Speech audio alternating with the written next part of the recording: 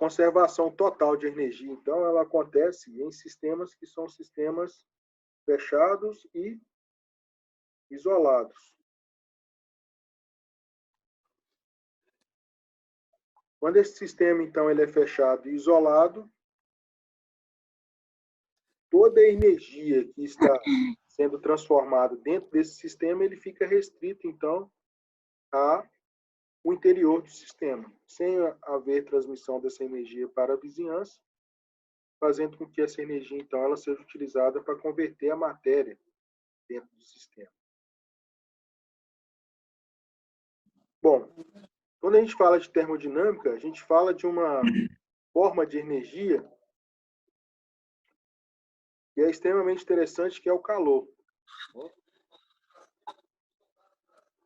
Essa energia, então, na forma de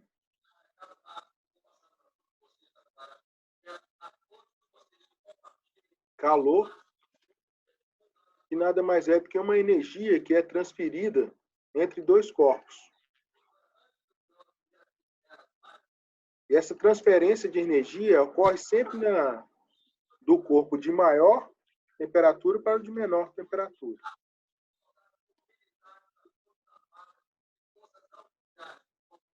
Pessoal, a tela foi agora compartilhada?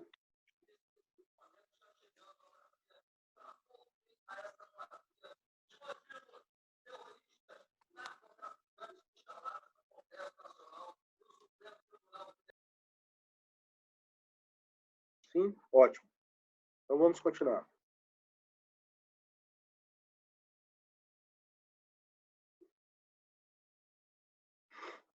Bom, então a energia ela sempre flui de corpos de maior temperatura para o de menor temperatura.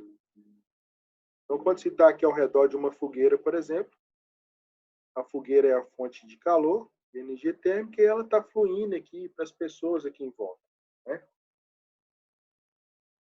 Esse fluxo de energia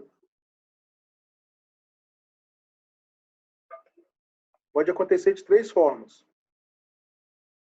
Ou por radiação, que é uma transmissão que ocorre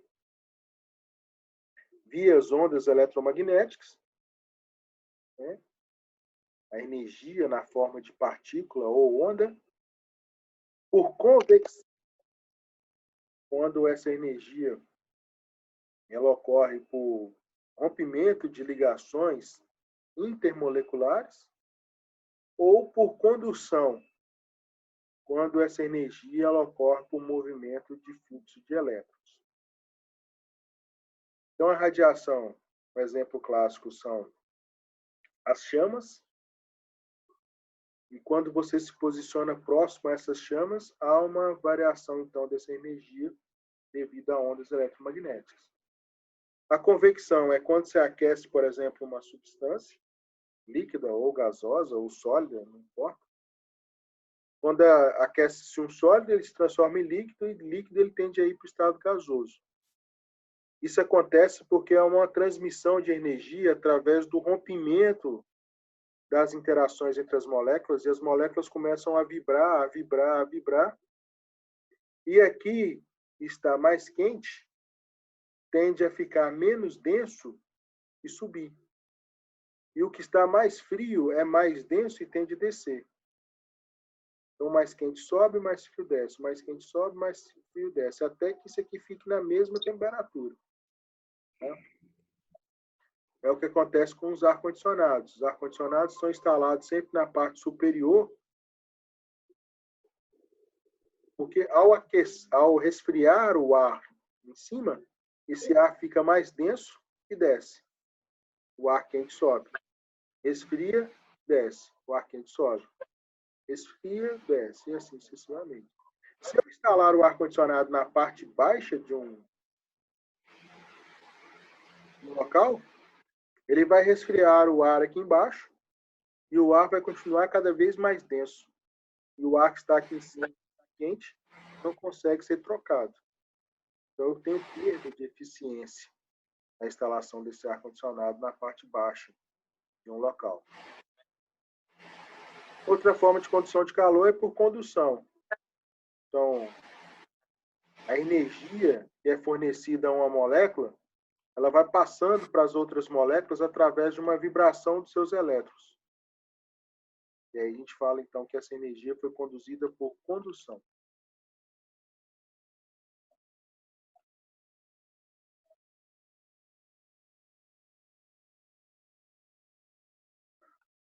Bom, independente da forma como essa energia é conduzida, se é radiação, convecção ou condução, quando um processo libera energia na forma de calor, a gente chama que esse processo é exotérmico. Quando esse processo absorve energia na forma de calor, a gente fala que esse processo é um processo endotérmico. Então, processos exotérmicos liberam energia. Processos endotérmicos absorvem energia. Essa energia térmica liberada ou absorvida por um processo, ela pode ser quantificada. E normalmente se mede essa quantidade de energia numa grandeza chamada caloria. Desculpa, numa unidade de medida chamada caloria. Então, caloria é a quantidade de calor necessária para elevar em 1 grau Celsius 1 grama de água. Então, a definição de caloria é que se eu pegar 1 grama de água, se eu elevar 1 grau a temperatura desse 1 grama de água, eu tenho 1 caloria. Então, trata-se de uma unidade de medida padrão. 1 cal é a energia necessária para elevar 1 grau Celsius a temperatura de 1 grama de água.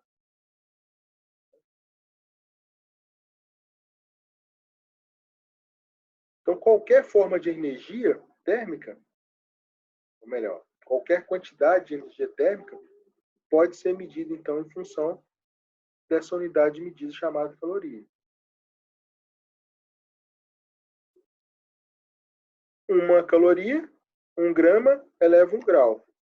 E se eu pegar agora 100 gramas de água, aquecer essa água de uma temperatura inicial de 25 até 55 graus. Qual a quantidade de calor que eu irei transferir para essa água?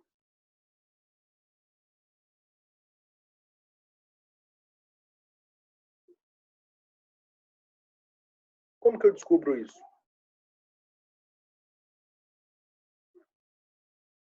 Quem sabe?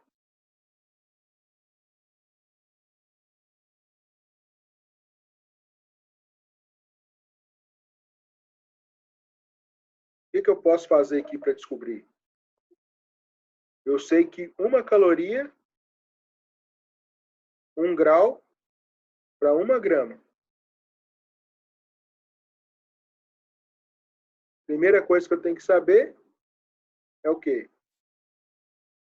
Quantos graus foi aquecida essa água?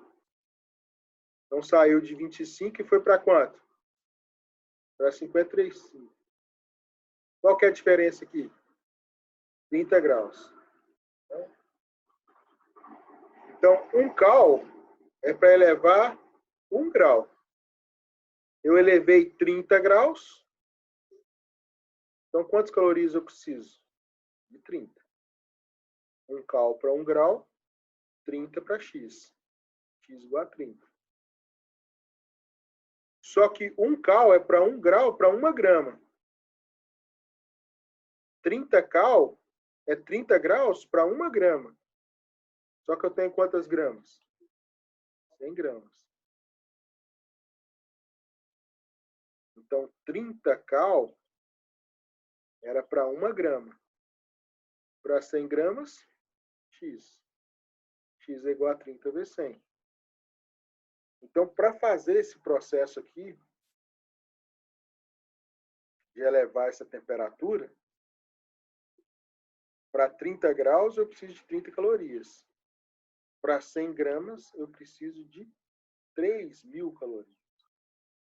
Então, se essa chama aqui, ela me fornecer 3.000 calorias, eu consigo passar 100 gramas de água de 25 para 55 graus. Ok, pessoal? Sim ou não?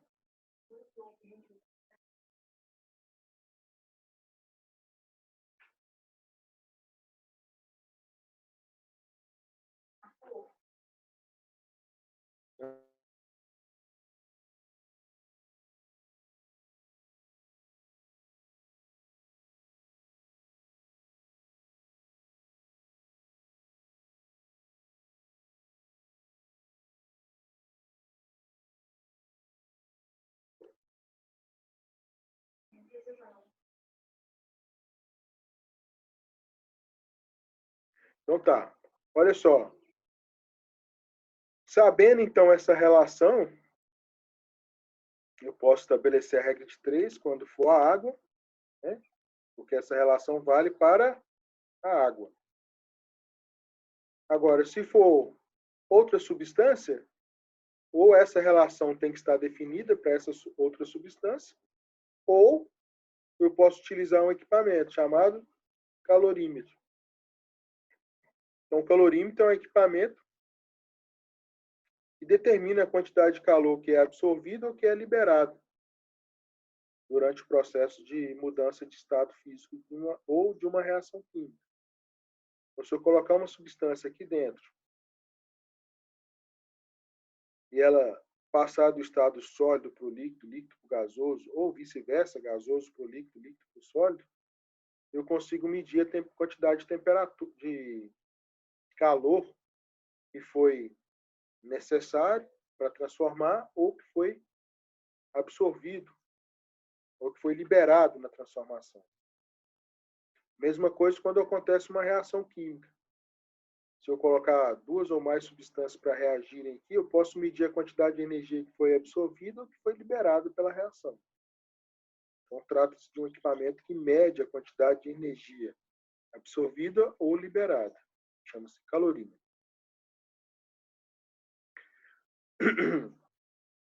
Eu posso medir essa energia em caloria, né?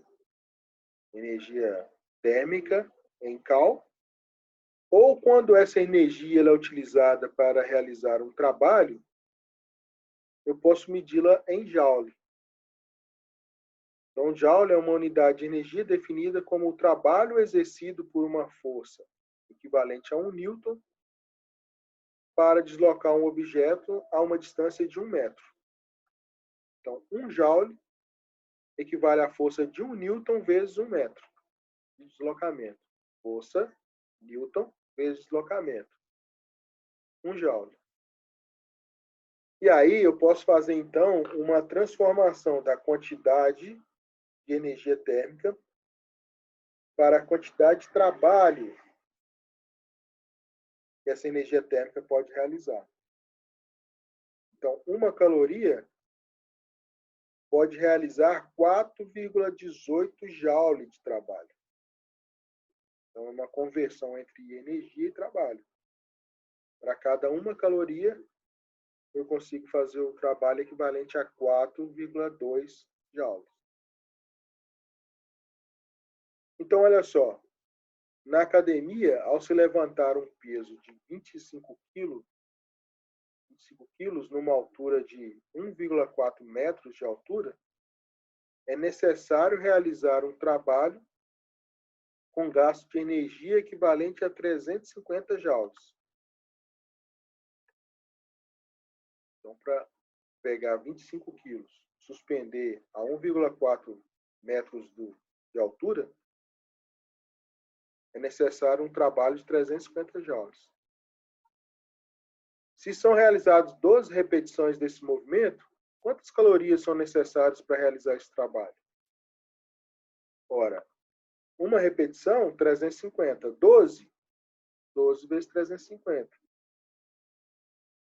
12 vezes 350 dá 3.500 mais 700, 4.200 joules. 4.200 joules, eu não sei quanto que equivale em caloria, mas eu sei que 1 cal é igual a 4,18 joules. Posso arredondar aqui, 4,2. Então, 1 cal equivale a 4,2. 4.200 equivale a X. X, então, é igual a 1.000 calorias.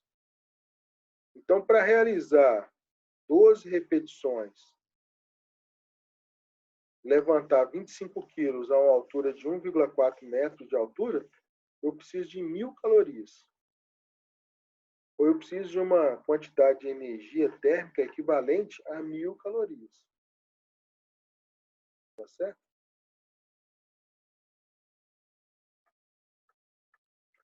Bom, outro fator importante a ser discutido na termodinâmica é que as ligações químicas elas possuem energia associadas a elas.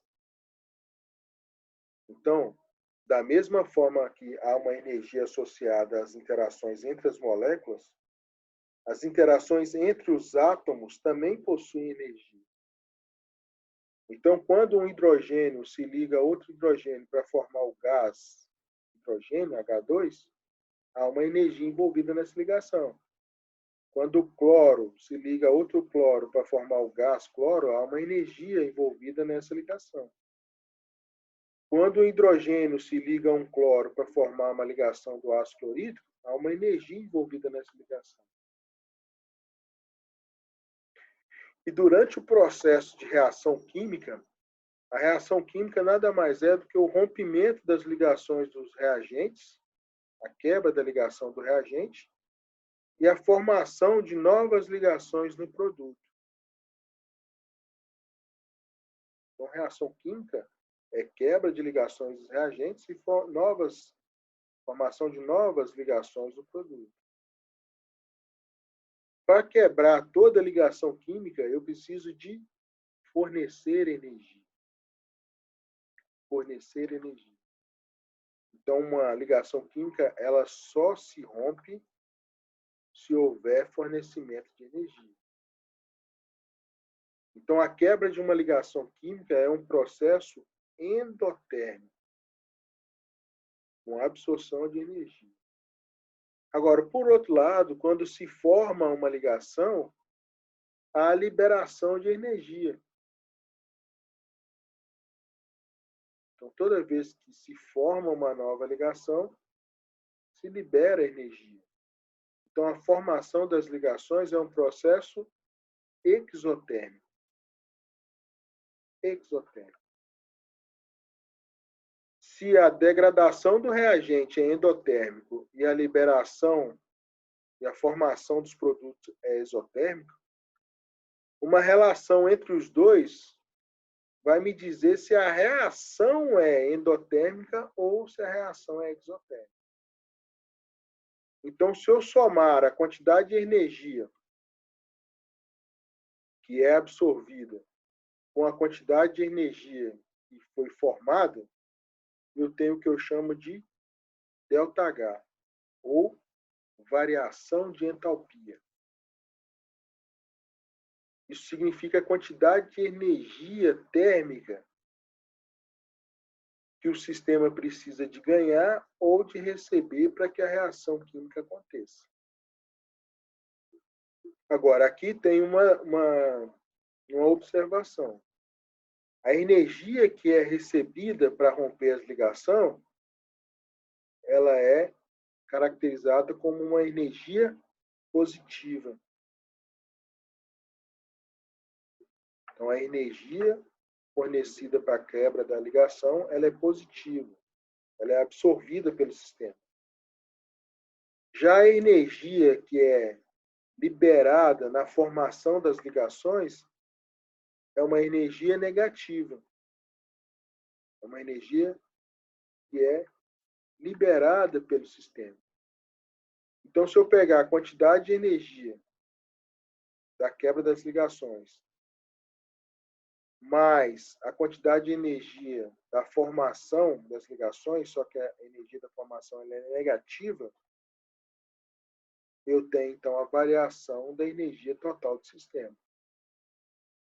Quando a variação dessa energia total do sistema prevalecer a energia de formação, que é negativa, positivo menos negativo, ΔH negativo. A reação é exotérmica.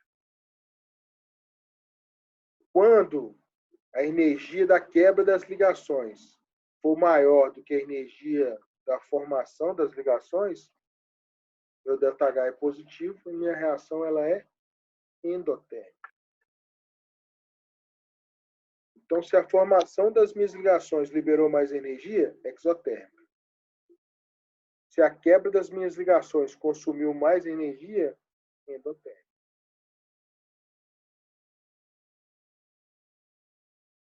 Isso vale para as ligações entre os átomos, mas também vale para as ligações entre as moléculas. Quando há um rompimento dessas ligações aqui, ó, é necessário fornecer energia. Olha aqui, para água, para cada mol de água, eu preciso fornecer 6,01 kJ para romper as ligações entre as moléculas. Passar do estado sólido para o gasoso, por exemplo.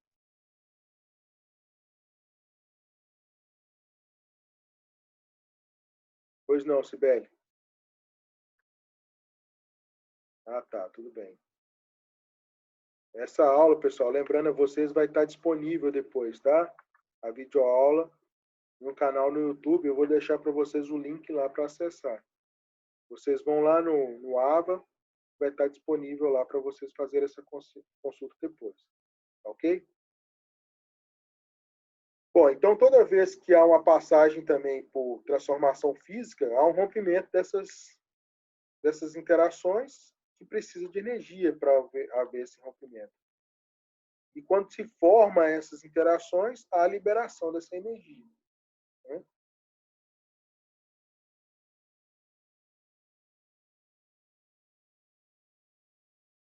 Bom, então, eu posso medir ou predizer se uma transformação química, se uma reação química, ela vai ser endotérmica ou exotérmica. Então, por exemplo, qual é a entalpia dessa reação? Qual que é o ΔH dessa reação? Essa reação vai ser endo ou exotérmica? Bom, para eu saber se uma reação química é endo ou exotérmica, a primeira coisa que eu preciso saber é a equação química dessa reação. A segunda coisa que eu preciso saber é se há uma tabela com a entalpia das ligações que formam os reagentes e os produtos dessa reação. Então, aqui eu tenho uma tabela.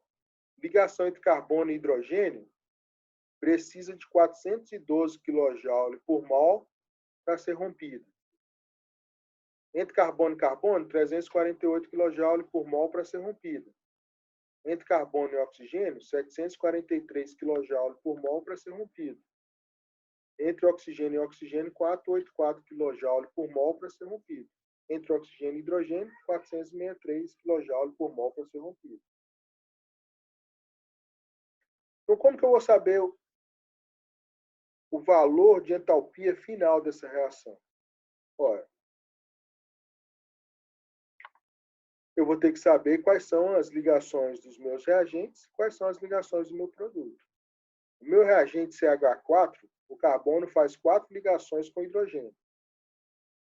O meu reagente oxigênio, o oxigênio faz dupla ligação com outro átomo de oxigênio. Só que para cada 1 mol de metano, eu tenho 2 mols de oxigênio. Então, para cada molécula, eu tenho 2 moléculas de oxigênio. Vão formar uma molécula de CO2 e 2 de água. A molécula de CO2, o carbono faz dupla ligação com os oxigênios. A molécula de água, o oxigênio faz simples ligação com o hidrogênio. Ora, então vamos lá. Para romper as ligações, eu preciso de absorver energia. Minha energia é positiva. Para formar as ligações, eu vou liberar energia. Minha energia vai ser negativa. Então, o ΔH é a energia de quebra, mas é a energia de formação. Para quebrar a ligação do CH4, eu preciso de 4 vezes a quantidade de energia necessária para quebrar uma ligação carbono-hidrogênio. Carbono-hidrogênio 412. 4 vezes 412. Para quebrar uma ligação entre oxigênio, eu preciso de 484 kJ para cada mol de oxigênio. Eu tenho 2 moléculas, eu preciso de 2 vezes 484. Mas, para formar uma ligação entre carbono e oxigênio, eu preciso de 743 kJ. Desculpa. Será liberado menos 743 kJ. Como são 2 ligações, 2 vezes menos 743. Para formar a ligação entre hidrogênio e oxigênio, é preciso liberar 463. Como serão formados 1, 2, 3, 4 ligações? 4 vezes menos 463. Se eu fizer essa soma aqui, eu vou ver que 4 vezes 412 dá mais 1.648. 2 vezes 484, 968. 2 vezes menos 743, 1.486. 4 vezes 1.463, 1.852.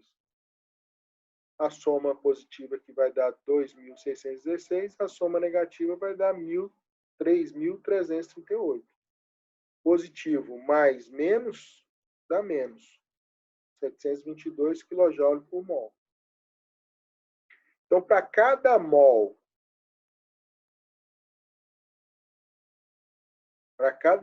de metano que entra em contato com 2 mols de oxigênio, forma 1 mol de CO2, 2 mols de água e libera 722 kJ de energia.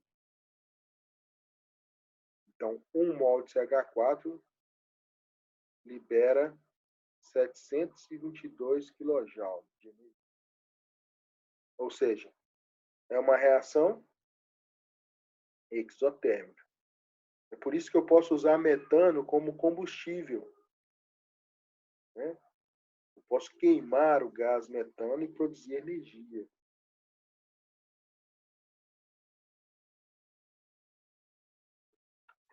Bom, então a entalpia das reações químicas, elas podem ser escritas de diferentes formas. E elas vão apresentar duas formas, dois tipos de reação. Ou uma reação vai ser exotérmica, com liberação de energia, ou vai ser endotérmica, com absorção de energia. Então, por exemplo, quando 1 mol de gás hidrogênio reage a pressão constante com meio mol de oxigênio gasoso, há a formação de 1 mol de água líquida e liberação de 285,8 kJ de energia. Então, se 1 mol de gás hidrogênio encontra 0,5 mol de gás oxigênio, forma-se 1 mol de água no estado líquido mais 285 kJ de energia. Quando essa energia ela aparece somada aos produtos, significa que esse calor aqui foi liberado. Eu posso expressar assim, ou expressar a equação química e colocar a energia na forma de ΔH negativo. ΔH menor que zero, reação exotérmica, liberação de energia. Por outro lado, eu posso representar também uma reação endotérmica. Por exemplo, quando 1 mol de óxido de mercúrio se decompõe na pressão constante, o óxido de mercúrio pode formar o mercúrio líquido, 1 mol, e o oxigênio gasoso, 0,5 mol. Só que para isso acontecer, ele precisa receber energia. Então, 1 mol de óxido de mercúrio, se receber 90,7 kJ de energia, libera 1 mol de mercúrio líquido e 0,5 mol de oxigênio gasoso. toda vez que a energia aparecer somada aos reagentes, trata-se de uma reação endotérmica. Eu posso expressar ela com a energia sendo somada aos reagentes, ou posso expressar a equação química e colocar o ΔH com a quantidade de energia aqui, só que agora positivo. Porque essa energia está sendo absorvida. O ΔH é maior que zero, reação endotérmica. Então, toda reação química, pessoal, pode ser expressa em função da sua quantidade de energia liberada ou absorvida. E cada reação química vai apresentar a sua particularidade, se ela será exotérmica ou endotérmica.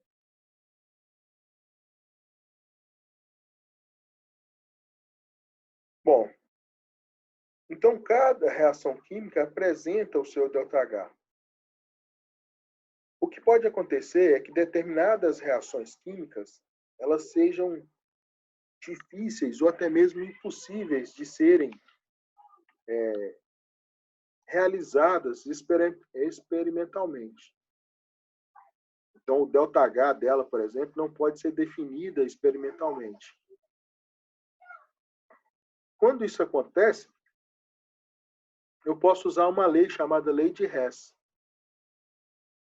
A lei de Hess me diz que é a reação química que acontece por um somatório de outras reações, o seu ΔH pode ser previsto sem a necessidade de realizar essa reação. Então, as reações químicas, elas podem, muitas vezes, ser formadas por um somatório de outras reações. Então, eu tenho uma reação global que é formada por várias outras reações. Por exemplo, quando a glicose se transforma em ácido pirúvico, ácido lático, ácido pirúvico, né? Na via glicolítica, eu tenho lá glicose sendo transformada em ácido pirúvico, lá no citoplasma da célula. Essa reação de glicose a ácido pirúvico, ela acontece devido a várias outras reações. Eu tenho lá a primeira transformação da glicose 6-fosfato, da glicose em glicose 6-fosfato. Depois eu tenho a transformação da glicose 6-fosfato em glicose bifosfato. Depois eu tenho a quebra da glicose, a isomerização da glicose bifosfato em frutose bifosfato. Depois eu tenho a quebra da frutose em acetaldeído. E assim por diante. Então eu tenho reações intermediárias que vão ser somadas para dar uma reação final, que é a transformação de glicose em ácido pirúvico. Quando eu transformo glicose em CO2 e água na presença de oxigênio, então tenho lá a equação global da respiração, glicose mais oxigênio formando CO2 e água. Na verdade, essa reação global ela é fruto de várias reações que acontecem na veia glicolítica, ciclo de Krebs e cadeia transportadora de elétrons. Então, ela é um somatório de reações. Então, várias reações químicas podem ser somatórios de outras reações, como, por exemplo, essa aqui. Ó.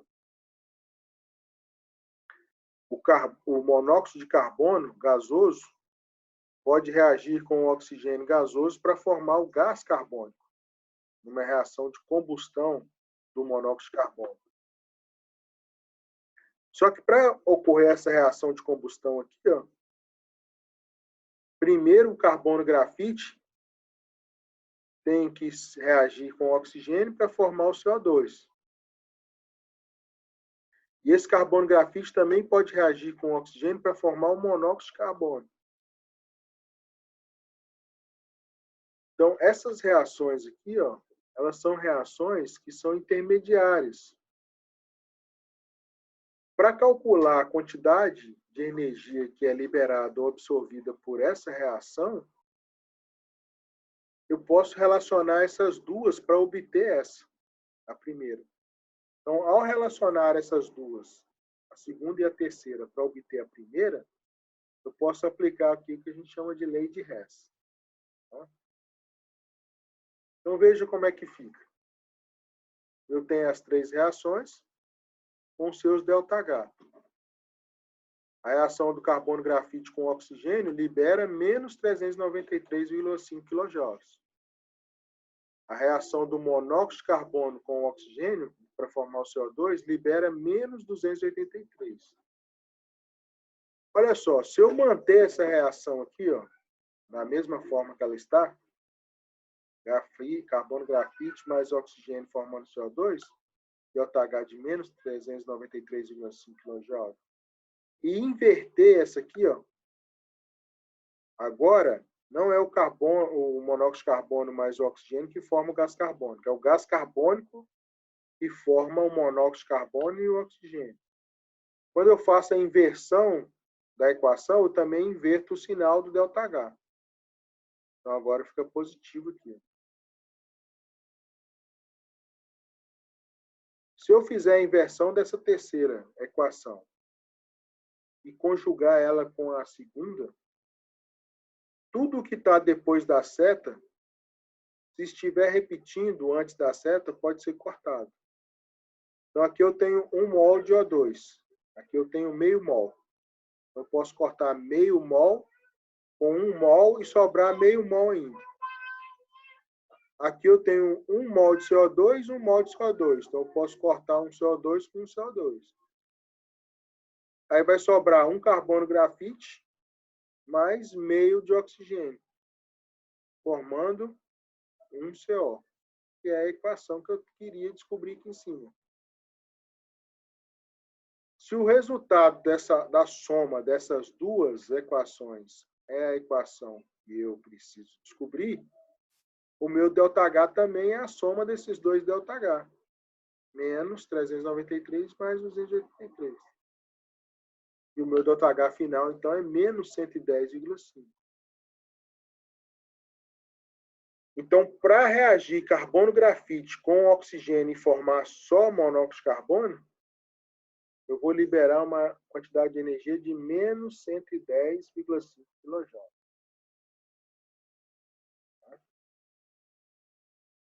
Essa reação aqui do carbono grafite mais o oxigênio a monóxido de carbono é uma reação que a gente chama de combustão incompleta. A combustão completa de qualquer material com oxigênio forma CO2. E se o material tiver carbono e hidrogênio, forma CO2 e água. Quando a combustão ela não é completa, ela forma monóxido de carbono. Então, aqui eu tenho uma combustão completa e eu tenho a combustão do monóxido de carbono. Se eu relacionar a combustão completa com a combustão de monóxido de carbono, como eu fiz aqui, eu acho a combustão parcial do grafite em monóxido de carbono. E aí, então, eu consigo chegar à quantidade de energia que vai ser liberada. Tá certo, pessoal? Olha só, a aula está para cair de novo.